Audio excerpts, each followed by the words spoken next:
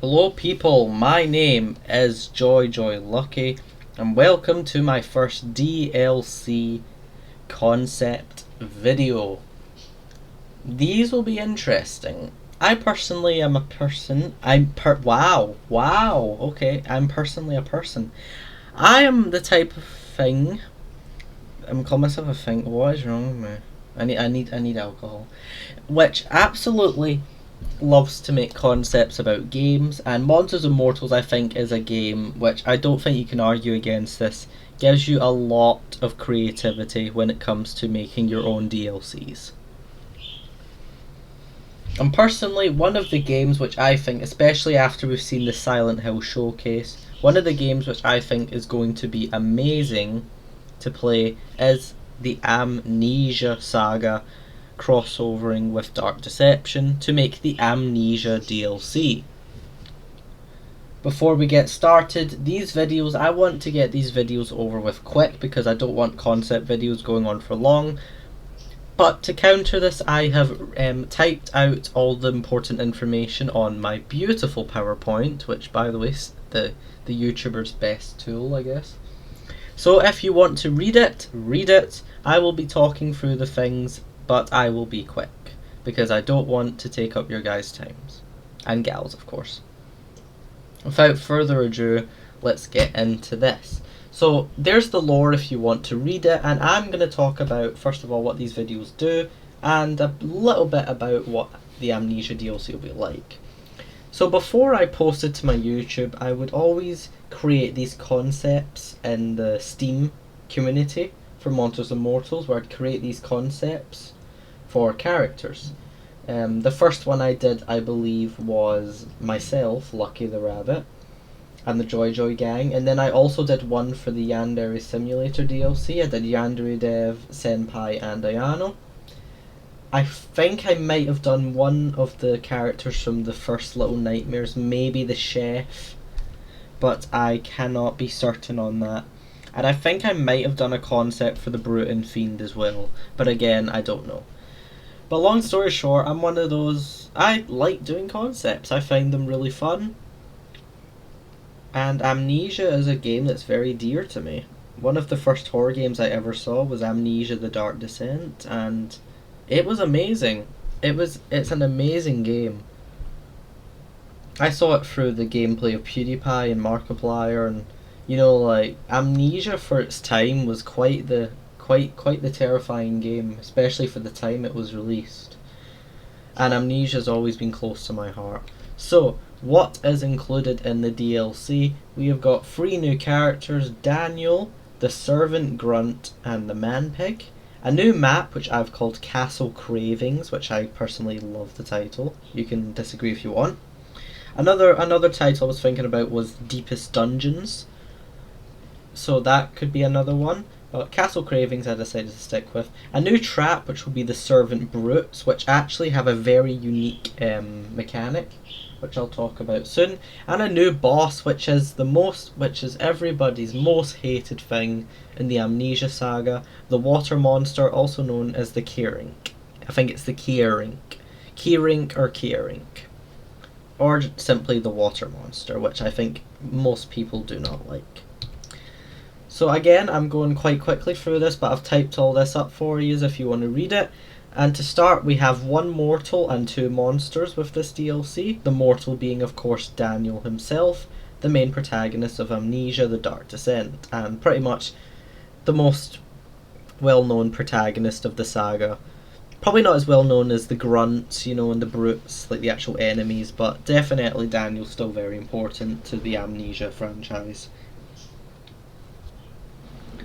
So long story short, he suffers from amnesia, and I think one of the most well-known aspects and iconic things about the Amnesia games in general is the lantern. I think you could agree that the lantern is a very iconic thing, and I wanted to try and implement a lantern-like ultimate for him, maybe to light the path. I was thinking originally of blinding the monster, or like completely shrouding the map in darkness, but giving him and his allies like a lantern, to so they can see where they're going, but the monster's just completely blinded.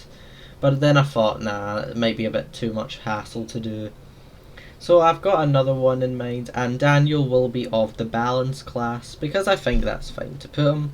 His light attack will probably be like a punch, and for his heavy attack I thought he would like whack you on the head with his lantern, so he still does use a lantern and he kind of hits you with the lantern for the heavy, and I think that's pretty cool. So his ultimate ability I called Light the Amnesia. Another name I had for it was Psychological... I can't talk. Don't you hate it when you're talking and then it's not even a burp or anything, it's like just a weird like yawn sort of thing. The ultimate ability I've decided to go with Light the Amnesia. The other name for the ultimate which I had in mind was called Psychological Warfare. You can tell me which one you prefer or if you have an even better one, but here is the text. Daniel applies the unique effect Amnesia on the monster or other enemies, by other enemies of course enemy mortals, for 10 seconds. He then grants all allies and himself telepathy for 15 seconds in addition. Yes, a 15-second telepathy. So Amnesia is vision is blurred, sort of, you know, like a short-sighted person I guess, and experiences a dizziness, like a short-sighted drunk person I guess, like effect, making it hard to maneuver. So yes, even though the monster will only have this amnesia effect for 10 seconds, the mortals will have 15 seconds of telepathy, meaning the monster's pretty much not going to be able to do much when Daniel gets his ultimate, because they'll be able to see the monster even after 5 seconds after his effect is wore off. So honestly, yeah, pretty useful ability in my opinion. You guys let me know what you think.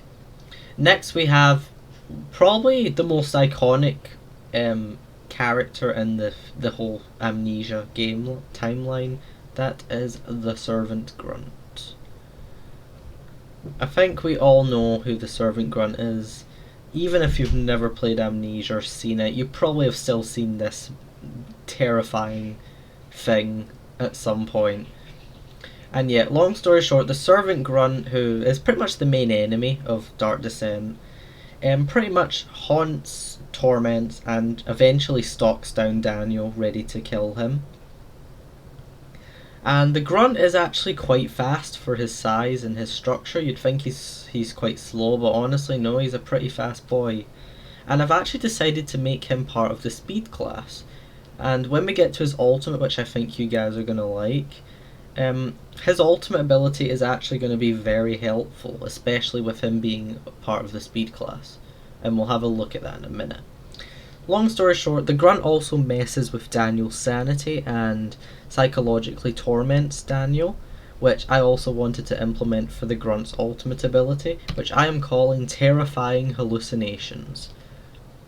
So the text is, the Grunt summons fake versions of himself near enemies. Now, in the game, there's fake grunts and then there's the real grunt. A fake grunt is basically, it looks exactly the same, but as soon as it touches you, it just poofs away. All it does is decrease your sanity.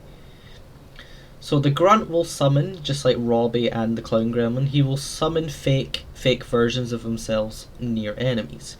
Now, here's the catch. One Grunt will spawn near one enemy, so if there's only one enemy alive, that means only one Grunt hallucination will spawn. And these hallucinations will chase after anyone that enters its radius. And since the Grunt is a speed type, that means the hallucinations are faster than anyone. They're faster than, as you know, speed monsters are faster than speed mortals. So they're faster than any mortal really, unless you have speed boost of course. But they will not do direct damage like Robbie or Clown Gremlin. Instead, when it reaches its target, it applies fear, which, as we know, fear is a new effect which is being added with the nurse in the Silent Hill DLC.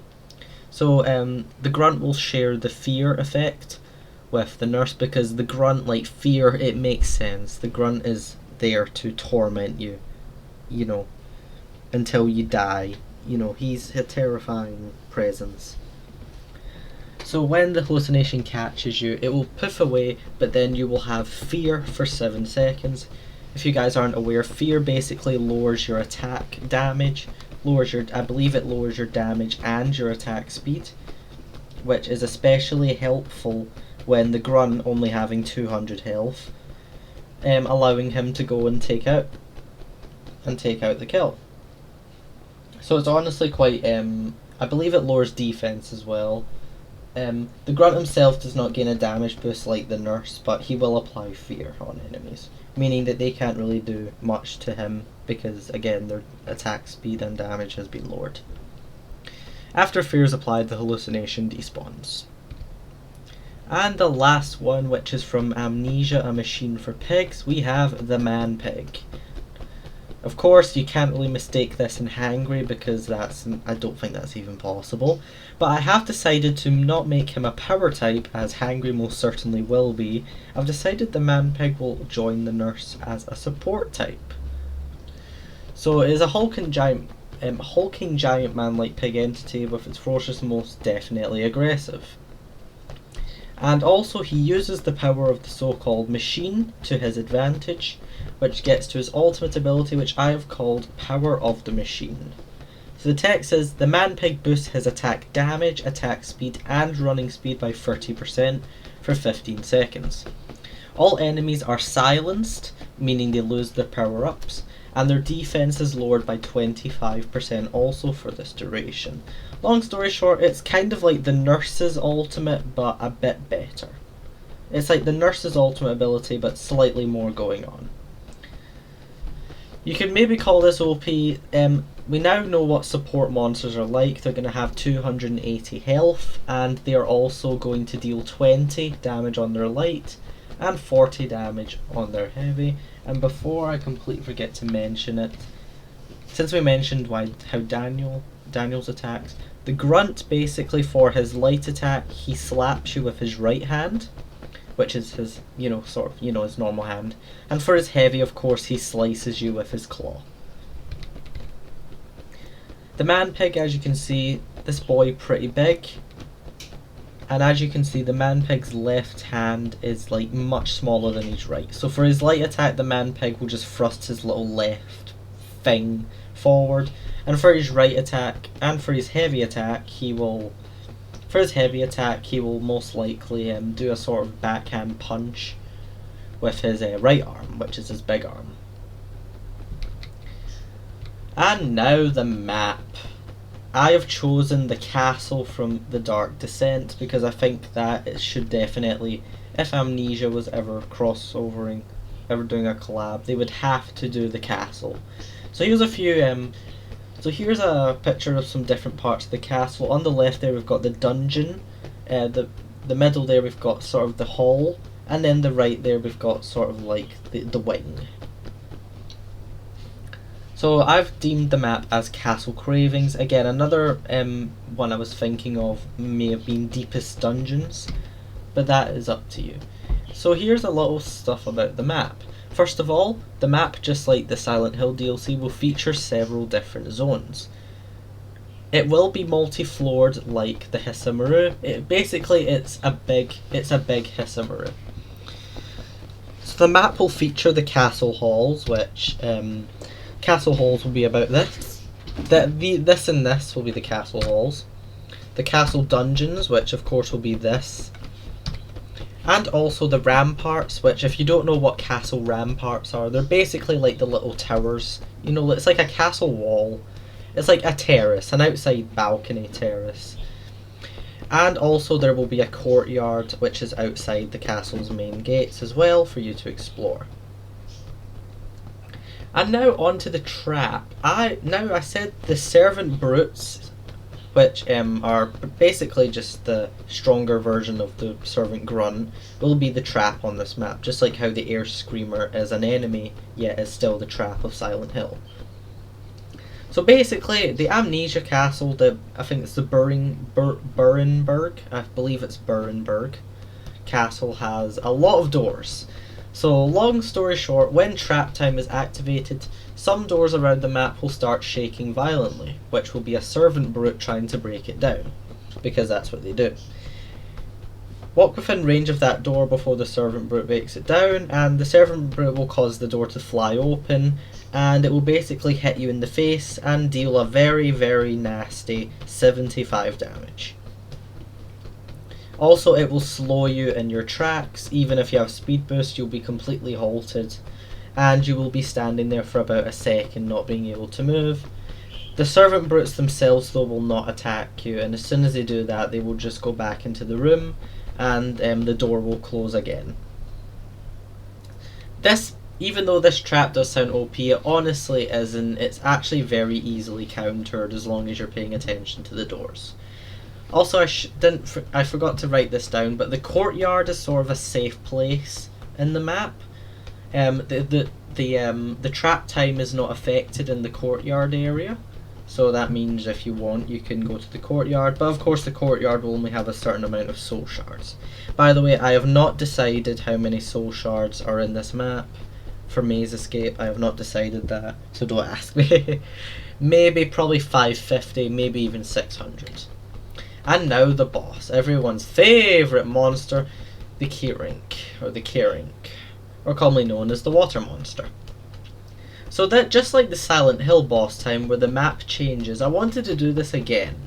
So when boss time activates, basically the entire castle is slightly flooded. Now the water itself will not actually slow you down, but there will be floating debris which spawns across the map. Basically, you will be able, if you walk up to a floating box, your character will be able to go up onto the box. And the K-Rink will now stock. The K-Rink will be incredibly fast as it needs to get around the whole map. And yes, if you're wondering, the courtyard is a safe zone as well. But, of course, if you're in the courtyard, 1, there's only a limited number of shards, and 2, it also makes it easier for the monster to maybe try and pick you off. So you may want to be careful. So yeah, the boss will storm round, you'll see the water ripples, just go on the box or a floating couch or whatever's floating and just wait for him to go past, and then continue on collecting soul shards. Guys, I hope you found this interesting, and if you want me to make more DLC concepts, please let me know in the comments. That was my first DLC concept, which was for Amnesia, basically the Amnesia collection. It was Amnesia, The Dark Descent, and A Machine for Pigs. I really hope you guys found this quite interesting. If you want me to do this more often, I will. And I really want to know your opinions in the comments. It could be about this DLC, or it could even be about another game which you would personally love to see with a crossover. After Amnesia, the next game I would love to see would definitely probably be Little Nightmares 2. Little Nightmares 2 over 1 in my opinion. I just think that would be pretty cool. Anyway, thank you guys for watching, and of course have a good morning, day, evening, afternoon, or night.